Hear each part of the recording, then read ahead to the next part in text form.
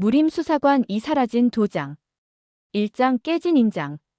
용담촌의 비극과 혈매회의 음모가 막을 내린 지 2달, 진호연은 강호의 소란에서 잠시 벗어나 한적한 산사에서 휴식을 취하고 있었다. 그러나 고요한 나날도 오래가지 않았다. 무림맹에서 긴급 전갈이 도착한 것이다. 전갈의 내용은 단 한 문장이었다. 도장이 사라졌다. 도장은 단순한 물건이 아니었다. 무림맹의 권위를 상징하는 금장, 곧 천무옥도였다. 모든 공식 문서와 강호의 중재에 사용되는 도장이 사라졌다는 것은 곧 무림의 질서가 무너질 수 있다는 의미였다. 무림맹 총관 남궁진은 도장 도난 사건의 은폐를 위해 비공식 수사를 진호연에게 의뢰한다. 무림맹 내부에 누군가가 관여되었을 가능성을 배제할 수 없기에 그는 외부 인물로서 수사에 나설 수 있는 최적의 인물이었다. 이장 불씨의 흔적. 진호연은 도장이 사라진 현장인 무림맹 내 금고실을 조사한다. 그곳은 1급 비밀이 보관되는 곳으로 5겹의 봉인과 4명의 감시가 있어야만 접근이 가능한 철벽의 장소였다. 그러나 감시 인원 중 한 명인 표영우가 자취를 감췄고 나머지 감시자들은 깊은 혼수 상태에 빠져 있었다. 현장엔 특이한 냄새가 남아 있었다. 매캐한 향료 냄새. 진호연은 그것이 과거 사라진 마공 집단 화무단이 사용했던 환각 분진임을 알아챈다. 이들은 불과 연기, 환각을 이용해 적을 혼란시키는 기술을 사용한 것으로 유명했다. 표영우는 과거 화무단과 연계된 이력이 있었고 그의 실종은 단순한 도주의 가능성을 넘어서 그가 내부 배신자일 수 있음을 암시했다. 3장 초승달의 그림자. 진호연은 표영우의 흔적을 따라 남쪽 해안도시 적해진으로 향한다. 그곳은 밀매와 거래가 활발한 무법지대로 도장을 팔거나 숨기기에 제격인 장소였다. 그는 정보상 노사파를 통해 도장을 찾는 자들이 있다는 사실을 알아낸다. 그들 중 하나는 과거 마교의 잔당이자 흑월단의 생존자 하진묵이었다. 하진묵은 초승달 문양이 새겨진 흑비도를 사용하는 자로 무림맹에 대한 깊은 원한을 품고 있었다. 적해진의 뒷골목에서 하진묵과 맞닥뜨린 진호연은 그의 입에서 충격적인 진실을 듣게 된다. 도장은 교환 조건일 뿐이야. 진짜 목적은 진실이다. 사장 묻힌 기록. 하진묵은 과거 무림맹과 마교가 비밀리에 접촉했음을 시사하며 그 증거가 도장과 함께 보관되던 금고 내 제2서고에 존재했음을 암시한다. 그는 도장과 함께 그 기록을 탈취했으며 이를 통해 무림맹의 과거를 폭로하고자 했다. 그러나 그를 움직인 것은 혼자가 아니었다. 누군가 그림자에서 모든 것을 지휘하고 있었다. 하진묵은 그 자를 흑도령이라 불렀다. 정체불명의 자로 강호에 존재하지 않는 인물처럼 보였지만 무림 곳곳에서 그의 흔적이 발견되기 시작했다. 도장은 이제 무기이자 협상의 칼날이 되어 있었다. 진호연은 하진묵과 잠시 손을 잡고 흑도령의 정체를 추적하기 시작한다. 5장 잊혀진 맹세. 조사는 진호연을 무림맹이 한때 숨겼던 봉천암이라는 유적지로 이끈다. 그곳은 무림맹 창설 당시 강호의 각 문파가 맹세를 기록하고 봉인한 장소였다. 이곳에서 진호연은 오래된 비문과 함께 흑월단의 기원과 무림맹의 피맹 관계에 대한 단서를 찾아낸다. 무림맹은 평화를 유지하기 위해 과거 일부 마교의 지식을 받아들이고 흑월단과 일시적 동맹을 맺은 적이 있었다. 그러나 이후 배신과 학살이 뒤따랐고 흑월단은 역사 속에서 사라진 것으로 기록되었다. 도장은 그 피맹의 징표이자 배신의 상징이었다. 6장 도장의 귀환. 흑도령은 도장을 이용해 무림맹을 압박하고 자신들의 복권을 선언하려 한다. 그는 적운봉에서 무림맹과의 최종 협상을 요구하며 그렇지 않을 경우 강호 전체에 숨겨진 진실을 퍼뜨릴 것이라 경고한다. 협상장에 나타난 흑도령은 가면을 쓰고 있었으며 기묘한 분위기와 무공으로 모두를 압도한다. 그는 진호연에게 직접 협상을 요청하며 강호의 정의는 검으로 정해지는 것이 아니라 진실로 증명되어야 한다고 말한다. 그러나 그의 진위는 폭로가 아닌 복수였다. 협상은 위장된 함정이었고 무린맹의 고위 인사들을 모조리 제거하려는 계획이었다. 7장 검과 진실. 진호연은 함정을 간파하고 흑도령과 정면으로 맞선다. 전투는 치열했지만 도장 자체가 흑도령의 무공을 억제하는 일종의 봉인장치로 기능함을 간파한 그는 도장을 되찾아 흑도령의 진기를 무력화시킨다. 흑도령은 결국 정체를 드러낸다. 그는 바로 무린맹의 전 고문이자 과거의 진실을 은폐한 장본인의 아들이었다. 그의 아버지는 무림의 평화를 위해 수많은 희생을 감수했지만 결국 역사 속에서 반역자로 낙인 찍혀 사라졌다. 흑도령은 아버지의 명예를 회복하고 무림의 새로운 정의를 세우고자 했지만 그 수단이 폭력에 기댄 것이었다. 8장 다시 떠나는 자. 사건이 마무리된 후 무림맹은 도장을 회수하고 일부 진실을 공개하는 대신 나머지는 비공식 기록으로 남긴다. 하진묵은 자취를 감추었고 흑도령은 죽음을 선택했다.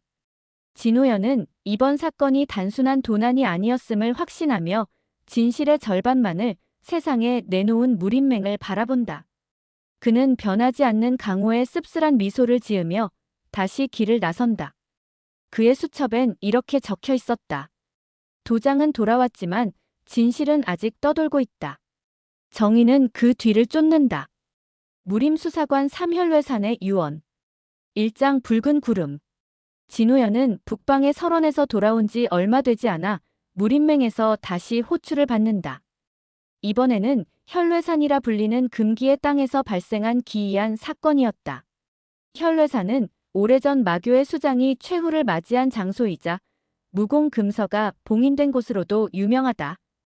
그곳에서 탐사 임무를 맡은 무린맹 조사단 15명이 흔적도 없이 사라졌고 단 하나의 물건만 돌아왔다. 바로 오래된 편지 한 장. 그 편지엔 이렇게 적혀 있었다. 진실을 감춘 자여, 유언을 들어라. 피로 쓰인 역사 위에 너희는 무엇을 세웠는가? 편지 말미엔 진호연의 이름이 적혀 있었다. 누군가 그를 노리고 있다. 그는 곧장 혈외산으로 향한다. 2장 사라진 조사단. 혈외산은 이름 그대로 피비린내 나는 바람이 부는 곳이었다. 사방엔 붉은 이끼가 바위를 덮고 있었고 사람의 형상을 닮은 고목들이 들판을 지배하고 있었다. 진호연은 조사단이 마지막으로 야영했던 위치에서 피로 그려진 정자 문양을 발견한다. 그 문양은 과거 마교의 잔당들이 자신들의 사망지를 표시할 때 남긴 상징이었다. 이 단서는 단순한 실종이 아니라 누군가 의도적으로 유인한 정황임을 보여준다. 조사 도중 진호연은 정체불명의 남자 철무원을 만난다. 그는 이 지역에서 홀로 약초를 채취하며 살아가는 은둔자지만 혈외산의 역사에 대해 해박한 지식을 지니고 있었다. 철무헌은 이 산 속에 피의 유언이라 불리는 금서가 숨겨져 있다고 말한다. 그것은 단순한 무공서가 아니라 과거 마교와 무린맹의 피의 동맹이 기록된 금기 문서였다. 3장 유언의 단서. 진호연은 조사단이 머물렀던 동굴에서 붉은 점토로 덮인 괴짝 하나를 발견한다. 그 안엔 낡은 유물과 함께 무린맹의 과거 문서, 그리고 오래된 유골이 있었다. 유골의 옷자락에는 무린맹의 장로 표식이 남아있었다. 이곳은 조사단의 무덤이 아니라 오래전 무린맹이 감춰온 진실의 무덤이었다. 유골 근처에서 발견된 암호문에는 이런 글귀가 남아있었다. 나는 진실을 위해 죽었다. 너는 침묵을 택할 것인가? 정의를 택할 것인가?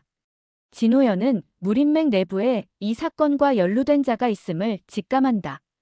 그는 철무원의 도움을 받아 혈례문이라는 비밀 입구를 찾는다. 그곳은 최후의 유언이 기록된 공간이며 봉인된 금서가 잠든 곳이었다. 4장 붉은 장막. 혈례문 안에서 진호연은 기묘한 환영에 시달린다. 그는 마치 과거의 무림으로 돌아간 듯한 착각에 빠진다. 환영 속에서 그는 무린맹의 창립자들이 마교와 비밀리에 맺은 피의 조약을 목격한다. 평화를 명분으로 마교의 기술 일부를 받아들인 대가로 수많은 이들이 희생되었고 그 진실은 봉인되었다. 그때 진호연은 피로 적힌 유언서를 발견한다. 그것은 무림맹 창립 장로 중 한 명인 백운 장로의 친필이었다. 우리는 강호를 위해 죄를 지었다. 진실을 묻은 죄, 그 죄가 오늘의 무림을 세웠다. 그리고 유언의 끝에는 이렇게 쓰여 있었다. 이 진실을 밝힐 자는 무림의 심장을 겨눌 각오를 해야 한다. 5장 진실과 칼날. 진호연이 혈례문을 빠져나오려는 순간 무림맹에서 파견한 암살자들이 나타난다. 그들은 무림의 안정을 위해 유언을 폐기하라는 명령을 받고 온 자들이다. 진호연은 그들과의 전투에서 철무원의 도움을 받아 탈출하지만 철무원은 부상을 입는다. 죽음을 앞둔 철무원은 자신의 정체를 밝힌다. 그는 바로 백운 장로의 아들이자 진실을 지키기 위해 살아남은 마지막 증인이었다. 그는 마지막 힘을 다해 진호연에게 당부한다. 진실은 무겁다. 하지만 누군가는 짊어져야 한다. 너라면 할 수 있다. 6장 정의의 무게. 진호연은 무림맹으로 돌아가 대중 앞에서 혈례산에서 발견된 유언과 문서들을 공개한다. 무림맹은 진실을 숨겨온 책임을 지고 새로운 개혁을 약속한다. 물론 일부 장로들은 그를 비난하지만 진호연은 담담하게 말한다. 나는 칼을 든 자가 아니다. 나는 진실을 든 자다. 강호는 흔들렸고 믿음은 금이 같다. 하지만 그 금 속에서 진실의 빛이 비추기 시작했다. 진호연은 다시 길을 떠난다. 그가 향하는 곳은 아직 아무도 진실을 묻지 않은 땅, 새로운 사건의 향기. 그의 수첩에는 이렇게 적혀 있었다. 진실은 침묵을 두려워하지 않는다. 다만 외면을 견디지 못할 뿐이다. 무림수사관 사흑도령의 눈물. 1장 새벽의 검은 바람. 강호의 남쪽 백운엽 아래 자리한 외진 마을 중림촌에 수상한 그림자가 드리웠다. 한밤중마다 마을 사람들이 하나둘 사라지기 시작했고 남겨진 건 검은 눈물 모양의 문양과 피로 적힌 짧은 글귀였다. 그날의 눈물, 그날의 피값. 무림맹은 진호연을 다시 호출한다. 강호의 정의를 지키는 자로서 사라지는 자들의 진실을 밝히라는 것이다. 진호연은 중림촌으로 향한다. 그곳엔 오래전 사라진 흑도령이라는 전설이 숨어 있었다. 2장 전설 속의 남자. 흑도령. 본명은 윤하진. 20여 년 전 마교를 배신하고 무림맹의 몸을 의탁한 절세의 고수였다. 그러나 그의 배신은 허울뿐이라 하여 무림맹 내부에서도 배척을 받았고 결국 실종되었다. 그가 죽었다는 기록만이 남아있었다. 중림촌에는 흑도령의 흔적이 여전히 남아있었다. 낡은 초가집 안의 진호연은 오래된 서찰 하나를 발견한다. 나는 그날 진실을 말했다. 허나 누구도 믿지 않았다. 내 피로 남기노니 언젠가 누군가는 이 눈물을 마주하리라. 그리고 마을에 사라진 자들은 모두 예전 무림맹의 감찰부에 속했던 자들임이 밝혀진다. 그들은 과거 흑도령을 신문하고 그의 무공을 봉인한 이들이었다. 3장 그림자 속의 진실. 사건을 추적하던 중 진호연은 무명 검객에게 습격당한다. 그자는 흑도령의 수제자 백염으로 스승의 억울함을 밝히려는 자였다. 백염은 흑도령이 마교를 완전히 배신하고 진실을 말했음에도 무림맹이 정치적 이유로 그를 모함하고 제거했다는 진실을 안고 있었다. 진호연은 그에게 동행을 제안한다. 둘은 함께 옛 무림맹 감찰부의 폐허를 찾고 그 안에서 비밀 문서를 발견한다. 거기엔 다음과 같은 구절이 쓰여 있었다. 윤하진은 진실을 말했으나 진실은 권력을 위협했다. 우리는 진실을 묻고 칼을 들었다. 사장 검은 눈물의 이유. 더 깊이 들어갈수록 진호연은 고통스러운 진실과 마주한다. 당시 흑도령은 마교의 음모를 폭로하려 했고 그 안에는 무림맹 일부 장로들과의 내통도 포함되어 있었다.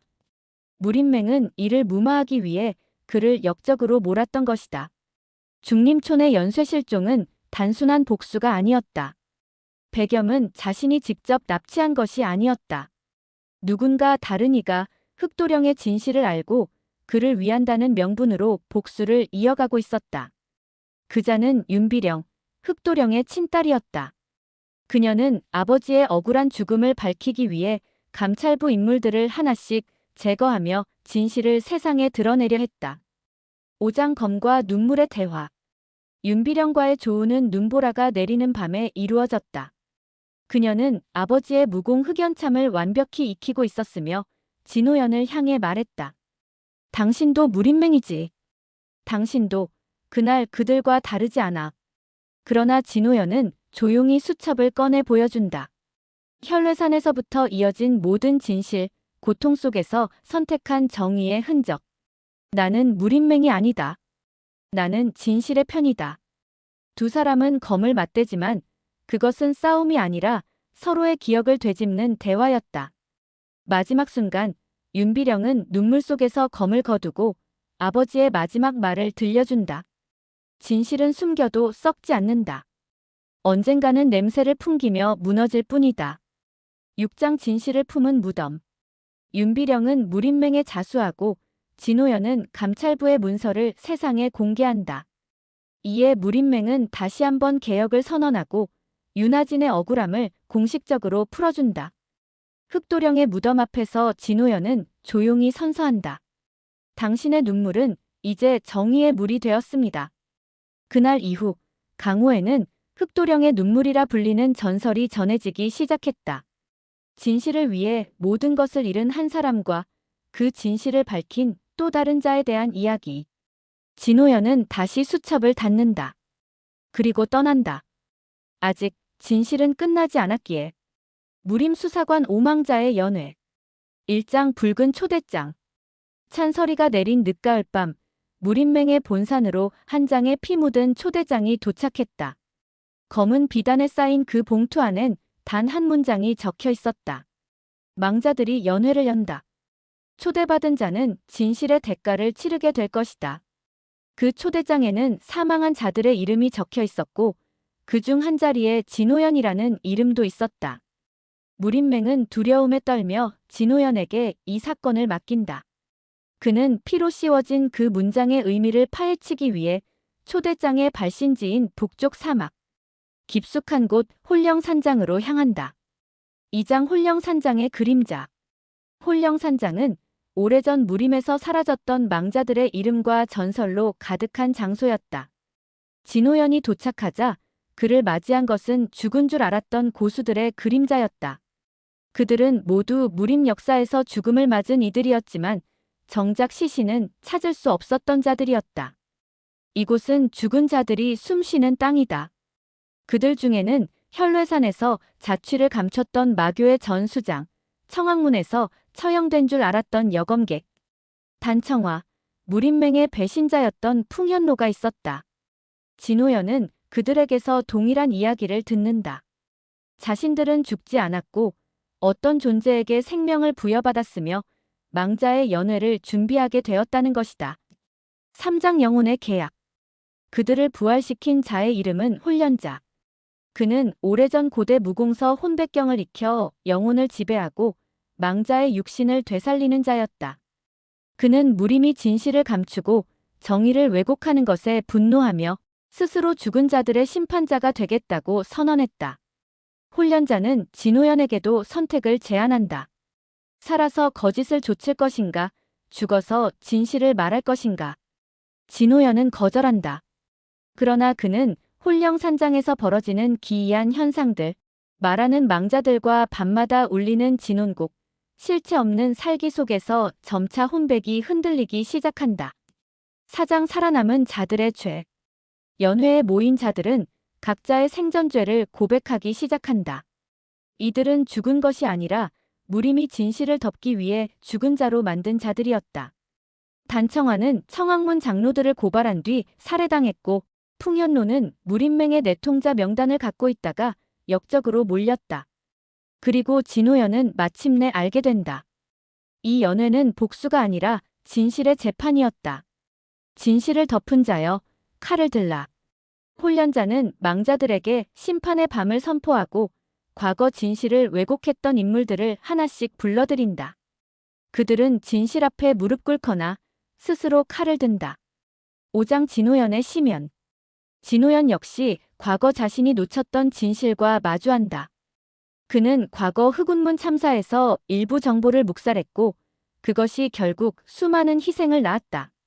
그는 자신조차 완전하지 않음을 인정하게 된다. 훈련자는 그를 시험에 들게 한다. 한 명을 살리고 한 명을 죽이는 선택, 진실을 지키는 자의 고통. 진호연은 고통 속에서도 검을 든다. 그는 말한다. 나는 심판자가 아니다. 나는 진실을 밝히는 자일 뿐. 6장 연회의 끝, 그리고 시작. 연회가 끝나자 망자들은 다시 무덤으로 돌아간다. 훈련자는 사라지고 홀령산장은 다시 모래에 묻힌다. 진호연은 망자들의 유언을 모두 기록하고 그들의 진실을 세상에 알린다. 그는 살아남은 자들에게 묻는다. 너희는 살아있으나 과연 진실하게 살고 있는가? 무림은 또 한 번 요동친다. 하지만 이번에는 그 진실이 누군가의 죽음 위에 서 있지 않도록 진호연은 계속 걷는다. 강호의 밤은 깊다.